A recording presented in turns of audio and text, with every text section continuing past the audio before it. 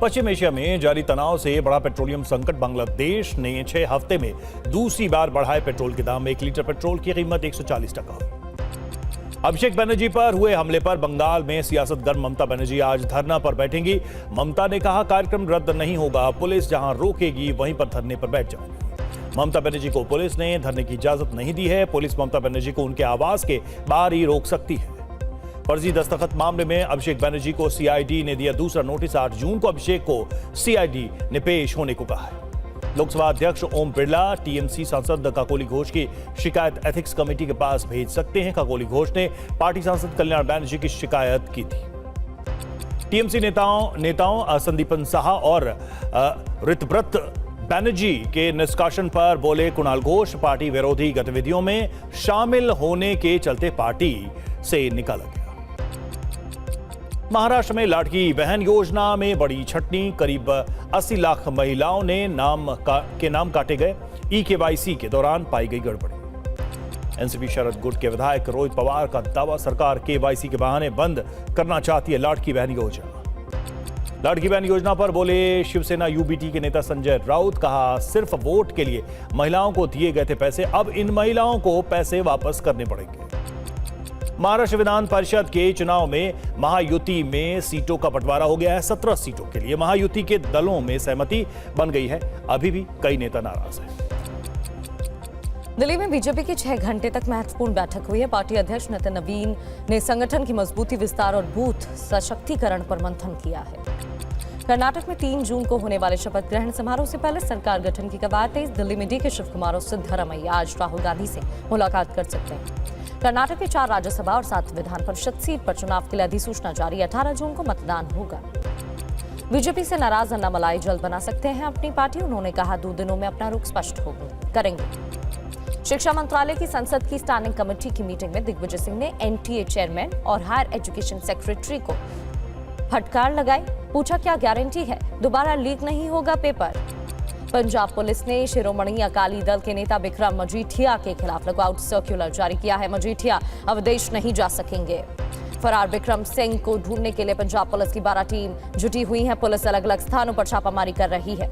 चुनाव आयोग ने राज्यसभा चुनाव की तारीखों का ऐलान कर दिया है। राज्यसभा की 27 सीटों के अलावा 3 राज्यों में विधान परिषद की 17 सीटों पर चुनाव होंगे। पीएम मोदी और म्यांमार के राष्ट्रपति के बीच दिल्ली में द्विपक्षीय वार्ता हुई है। व्यापार, सुरक्षा और सीमा प्रबंधन समेत कई अहम मुद्दों पर सहमति। 20 घंटे बाद शुरू हुआ सीबीएसई का री इवैल्यूएशन पोर्टल। कल नहीं हो पाई थी री इवैल्यूएशन की प्रक्रिया। पूरे दिन हजारों छात्र पोर्टल लॉगिन करने की कोशिश करते रहे। सीबीएसई के ओएसएम सिस्टम और टेंडर प्रोसेस को राहुल गांधी ने बताया धोखा। कहा, हर वो बच्चा जिसके अंकों का गलत मूल्यांकन हुआ है उसके साथ धोखा हुआ है।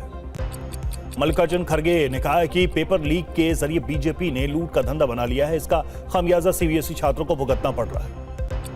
यूपी पावर कॉर्पोरेशन को बड़ा झटका। बिजली बिल में अतिरिक्त वसूली पर रोक। 10% बिजली टैरिफ को विद्युत नियामक ने अवैध घोषित किया। नियामक आयोग ने यूपीपीसीएल से 7 दिनों में मांगा जवाब। घरेलू हिंसा मामले में राजा भैया को दिल्ली हाई कोर्ट से झटका। कोर्ट ने राउज एवेन्यू कोर्ट को सही ठहराया। राजा भैया की पत्नी ने लगाई थी अर्जी।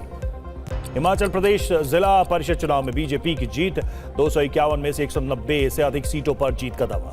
बीजेपी के पूर्व सांसद अनिल शुक्ला और यूपी सरकार में मंत्री प्रतिभा शुक्ला के पति धरने पर बैठ गए हैं। कानपुर देहात में डीएम कार्यालय के बाहर धरना प्रदर्शन। दिल्ली में सुरक्षा को लेकर बढ़ती जा रही है सावधानी। दिल्ली सचिवालय समेत प्रमुख इमारतों की एनएसजी ने शुरू की डिजिटल मैपिंग। दिल्ली पुलिस ने डिमांड पर लग्जरी गाड़ियां चुराने वाले अंतरराज्यीय गिरोह का पर्दाफाश किया है। 2 आरोपी गिरफ्तार, 8 वाहन बरामद। पश्चिम बंगाल में एसआईआर को लेकर सुप्रीम कोर्ट में एक नई जनहित याचिका दायर की गई है। याचिका कांग्रेस नेता प्रसेनजीत बोस ने दाखिल की है। ट्विशा मौत केस में सीबीआई की टीम ने गिरबाला और समर्थ सिंह की मौजूदगी में सीन रिक्रिएट किया। समर्थ सिंह ने सीबीआई को उस रात के घटनाक्रम की जानकारी दी। यूपी एटीएस ने आतंकी संगठन से जुड़े मोहम्मद शेख को गिरफ्तार किया है। एटीएस का दावा, पाकिस्तानी गैंगस्टर शहजाद भट्टी और आईएसआई के संपर्क में था Mohammad Shaikh. NEET paper leak मामले में बड़ी कार्रवाई। महाराष्ट्र के बीट में मास्टरमाइंड पीवी कुलकर्णी की अवैध इमारत पर बुलडोजर एक्शन। खुद शुरू किया ध्वस्तीकरण। नीट पेपर लीक मामले के 3 अभियुक्तों को राउज एवेन्यू कोर्ट ने 15 दिन तक न्यायिक हिरासत में भेज दिया है। सीबीआई कस्टडी खत्म होने के बाद इन्हें कोर्ट में भेजा गया। अनंतनाग पुलिस ने ड्रग तस्कर के खिलाफ बड़ी कार्रवाई की है। पुलिस ने तस्करी में शामिल अभियुक्त की दुकान को बुलडोजर से ढहा दिया। यूपी के मुरादाबाद में तेज रफ्तार थार ने कहर बरपाया है। कार सवार ने सड़क पर पैदल जा रही युवती को कुचल दिया। वारदात के बाद फरार। राजस्थान के नागौर से हरिद्वार गए श्रद्धालुओं की बस और डंपर की टक्कर। बस पलटने से एक की मौत, 37 घायल। गंभीर रूप से 3 घायलों को ऋषिकेश रेफर किया। दिल्ली के उस्मानपुर में बदमाशों का कहर। अंधाधुंध फायरिंग में 12 साल के छात्र को पैर में गोली लगी। पुलिस मामले की जांच कर रही है। दिल्ली के अमर कॉलोनी में फायरिंग में घायल 17 साल के नाबालिग की मौत हो गई। पिछले 7 दिन से एम्स ट्रॉमा सेंटर में भर्ती था नाबालिग। एक और अभियुक्त गिरफ्तार। पूर्वी दिल्ली के शकरपुर में सड़क हादसे के बाद लोगों ने हंगामा किया। लोगों ने थाने के अंदर घुसकर विरोध किया। मामले में पुलिस ने एफआईआर दर्ज की है। दक्षिण दिल्ली में अवैध निर्माणों के खिलाफ अभियान शुरू करने की तैयारी में है एमसीडी। नियमों का उल्लंघन कर बनाई गई इमारतों पर कार्रवाई होगी। लॉरेंस बिश्नोई गैंग ने पंजाब के फिरोजपुर में काला गाबा की हत्या की जिम्मेदारी ली। इस बारे में बिश्नोई गैंग ने सोशल मीडिया पर पोस्ट किया है। इंदौर में चाय पीने को लेकर 2 पक्षों में विवाद हुआ है। दोनों के बीच मारपीट और चाकूबाजी हुई। पुलिस ने मामला दर्ज कर जांच तेज कर दी है। उज्जैन में आयोजित वैदिक अनुष्ठान के दौरान एक युवक ने स्वेच्छा से अपनाया सनातन धर्म। सलमान खान के नाम से नाम बदलकर शांतनु रखा। जम्मू कश्मीर के मकवाल सीमा के करीब एक संदिग्ध व्यक्ति को गिरफ्तार किया गया। गिरफ्तार व्यक्ति पर आईएसआई को खुफिया जानकारी देने का। फिल्म अभिनेता वरुण धवन को दिल्ली हाई कोर्ट से राहत मिली है। कोर्ट ने एआई डीफेक हटाने का निर्देश दिया।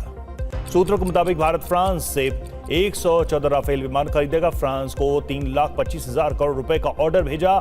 94 विमान भारत में ही बनाए जाएंगे।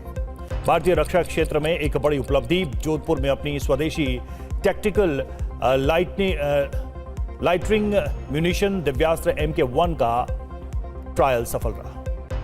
वृंदावन बांके बिहारी मंदिर में श्रद्धालुओं की भारी भीड़ उमड़ी। कई किलोमीटर तक लंबी कतार देखने को मिली। भीषण गर्मी से हो रही है श्रद्धालुओं को परेशानी। केदारनाथ धाम के कपाट खुलने के बाद से श्रद्धालुओं का तांता लगा हुआ है। 40 दिनों में 10 लाख से ज्यादा भक्तों ने केदारनाथ के दर्शन किए।